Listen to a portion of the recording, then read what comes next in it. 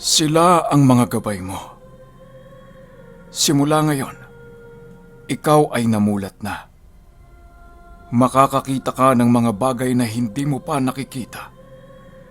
Lalakas ang pakiramdam mo at madadagdagan ng pisikal na bilis at lakas ng iyong pangangatawan.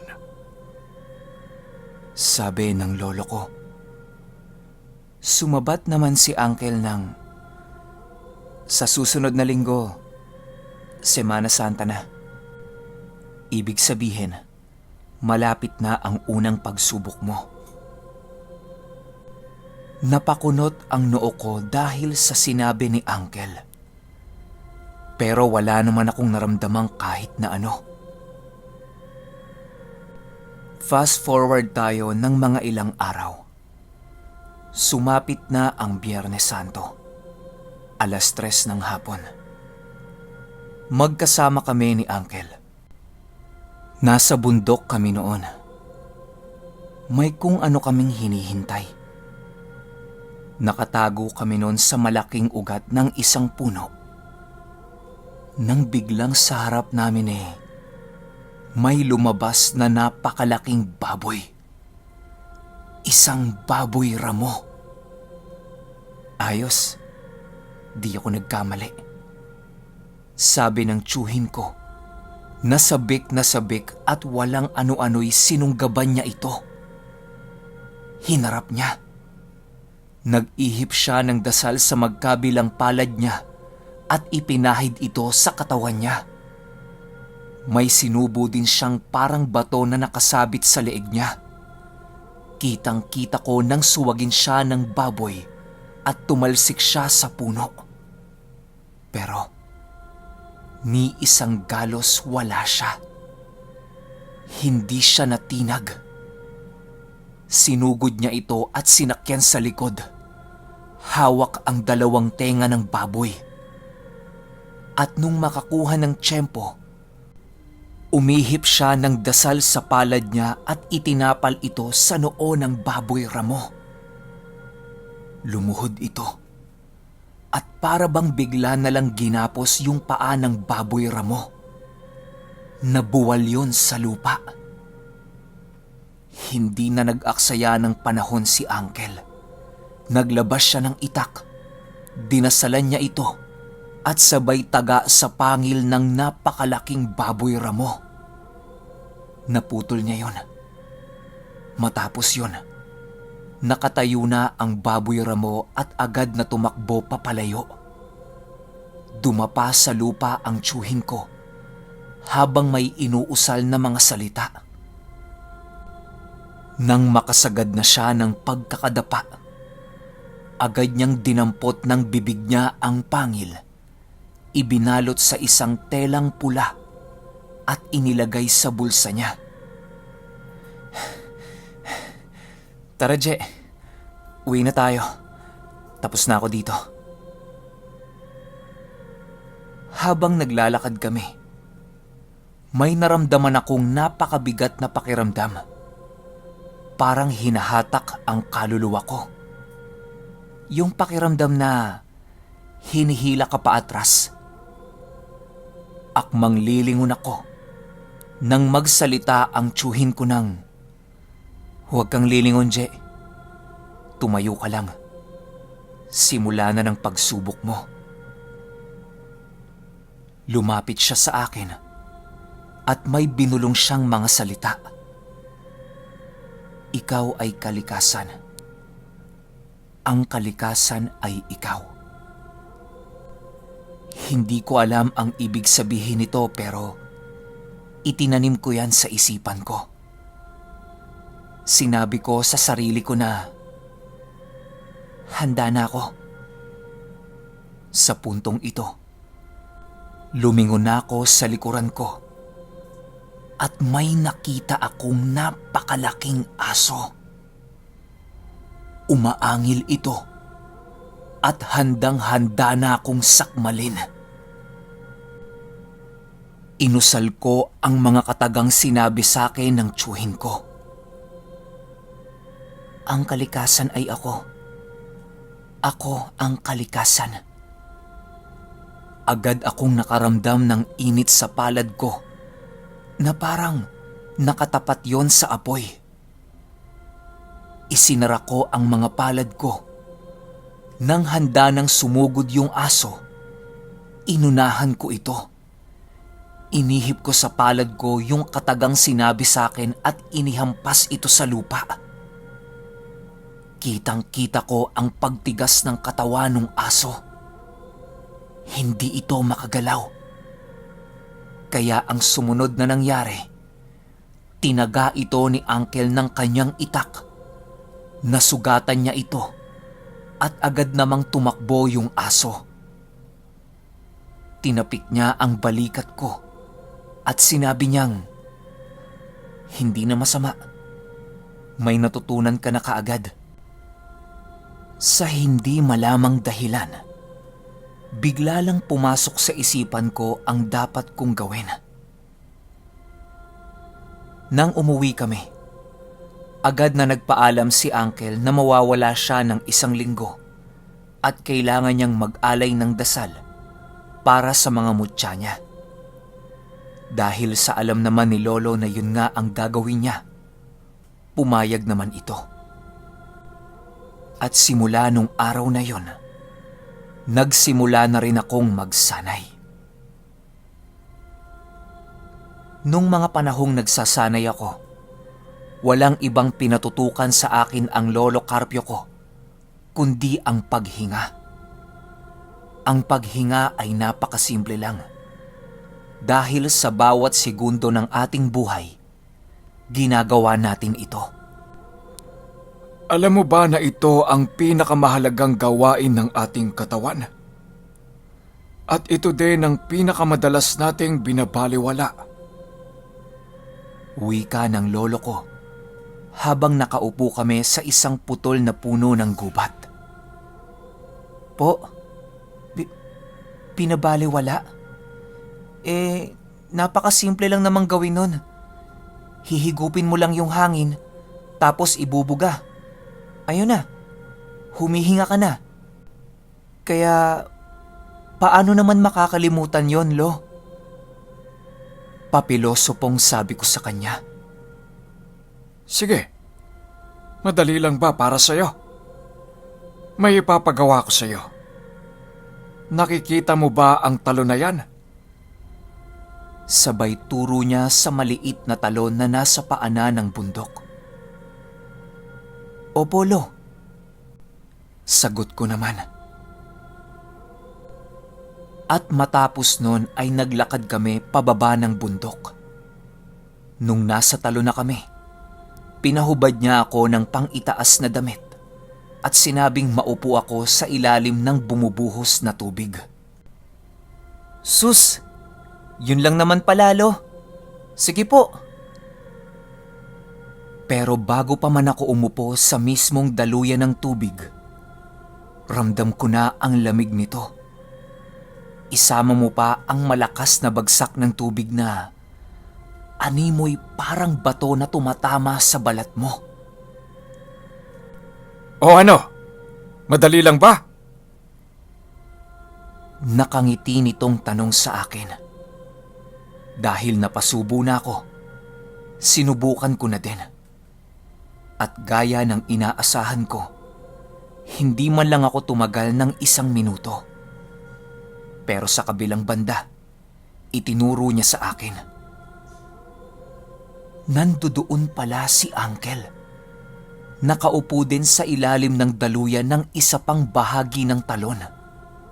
Bale, 2 kasi ang daluyan ng talon doon.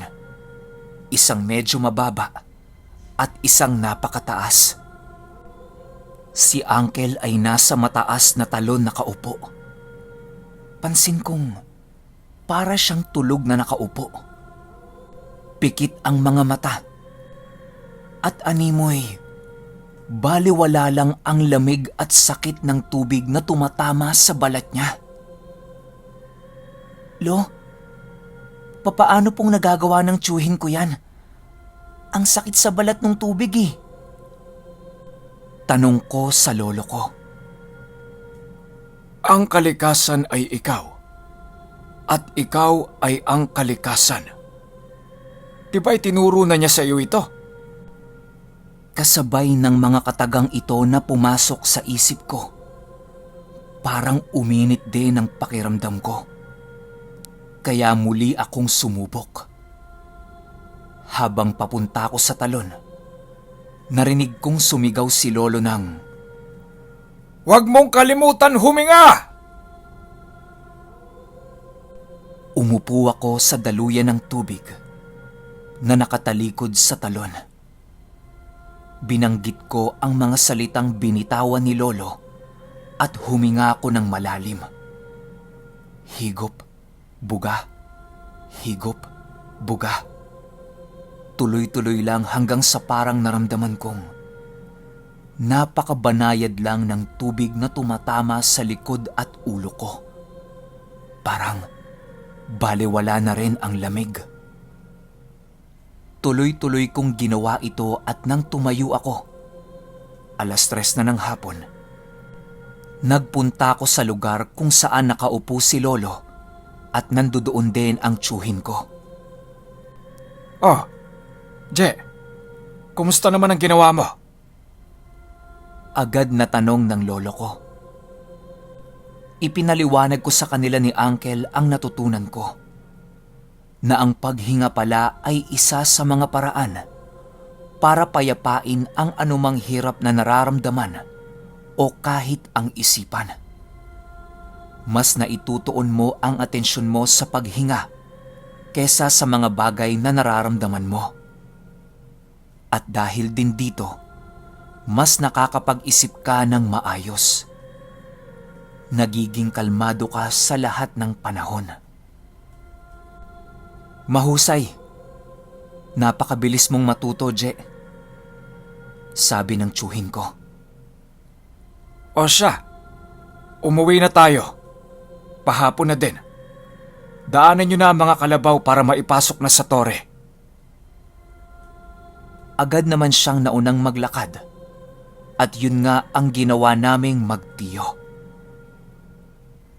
Nagpatuloy lang ako ng ganong pagsasanay.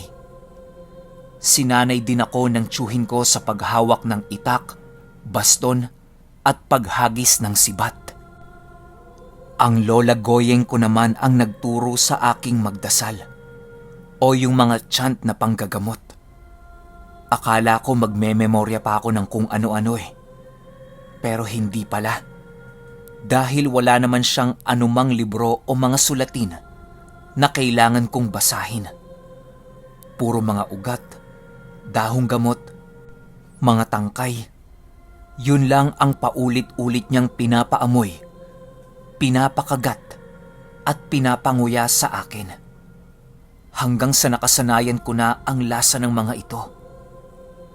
Natuto na din ako gumawa ng mga simpleng gamot para sa pisikal na karamdaman at paminsan-minsan pinapasabak ako sa mga gamutan. Yung mga hilot-hilot lang naman o yung mga simpleng mga bukol-bukol lang sa balat. Hinahayaan niya na ako ang gumamot sa mga yon. Hanggang sa dumating ang isang araw na kinailangan ko nang bumalik ng Maynila para mag-aral ng high school. Huwag mong kakalimutan ang mga aral mo. Lahat ng natutunan mo, isa puso mo. Tumulong ka ng walang hinihinging kapalit. At hanggat maaari, manatili kang mapagkumbaba. Yan ang pinakamahalaga sa lahat. Bilin ng lolo ko sa akin. Nasa pier na kami noon. Dumating si Uncle bago pa kami umakyat ng barko. May iniabot siya sa aking isang supot. Oh, ingatan mo yan ha. Buhay ang naging kapalit niyan para mabuo ang bisa ng mutyang yan. Tiningnan ko ang laman ng supot. Ito yung mutyang kinuha namin sa baboy ramo. Uncle, bakit mo naman binigay sa akin to? Pinaghirapan mo to eh. Sabi ko sa kanya. Ayos lang yan. Para alagaan mo yan. Ingatan mo ha. At agad na bumusina ang barko. Hudyat ng huling tawag para umakyat ang lahat ng pasahero. Umakyat na kami ng kapatid ko at umalis na nga ang barko. Unti-unting lumiliit ang pantalang pinanggalingan ng barko hanggang sa mawala na ito ng tuluyan sa paningin ko. Dumating na kami sa pantala ng Maynila. Sinundo kami ng mga magulang namin sa pier noon. Fast forward tayo. Lumipas ang mga taon. Nag-aaral pa ako ng high school. Pero bago pa man ako nakagraduate, dumating ang isang pagsubok na kailangan kong gamitin ang aral na natutunan ko sa mga lolo at lola ko. Isang dalaga na halos kaedad ko lang din ang biglang nangisay at bumagsak ito sa sahig. Agad itong nagsisisigaw. Sinubukang pigilan ng mga estudyante ang dalaga, pero wala. Napakalakas nito. May dumating na isang teacher at hinawakan siya nito sa ulo habang nagdadasal. Tinawanan lang siya ng dalaga.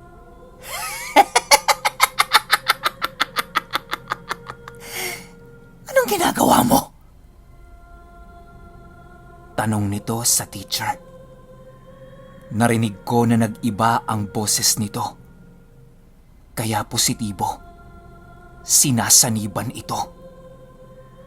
Habang taranta at abala ang lahat, nakisingit ako sa kumpol ng mga estudyante. Lumuhod ako sa tabi ng sinasaniban. Inilabas ko ang mutyang binigay ng tiyuhin ko. Binulungan ko ito at hinawakan sa kaliwang kamay ko. Pero bago ko pa man mahawakan ang may sanib, sinita ko ng teacher ko. Hoy! Anong ginagawa mo dyan? Umalis ka nga! Baka matamaan ka eh! Ngumiti lang ako sa kanya at inilapat ang kanang palad ko sa noo nung dalaga. Binulungan ko siya ng mga salita at idiniin ko ang ulo niya sa sahig. Itigil mo yan!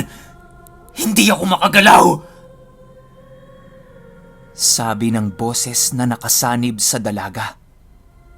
Malaki ang boses nito, na parang napakaraming nilalang ang nasa loob at sabay-sabay silang nagsasalita. Tumingin ito bigla sa akin. Sino ka? Bakit napakaliwanag mo? Bitawan mo ako! Muling sabi nung nakasanib. Bibigyan kita ng ilang segundo para umalis sa katawan ng dalagang ito. Banta ko sa kanya.